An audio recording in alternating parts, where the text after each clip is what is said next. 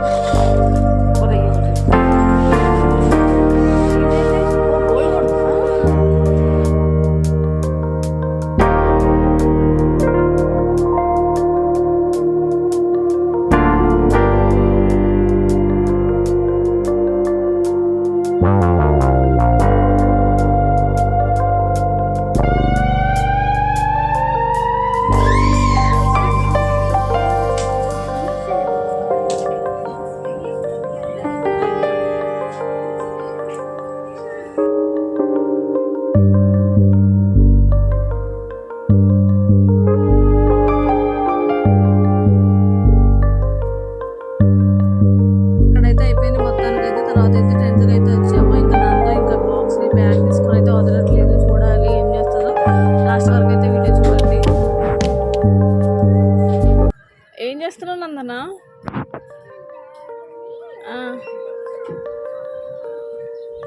Bag కొనుక్కో. చూపి ఒకసారి ఏమేమి కొనుక్కున్నావు. ఏంటది? ఏం కొనుక్కున్నావు? ఏమేమి కొనుక్కున్నావు? అది ఎందుకది? అది బ్యాగు అది పర్సన్. ఓకే సాక్స్లా ఎందుకు మళ్ళీ హ్యాంగర్ బాగుంది కదా.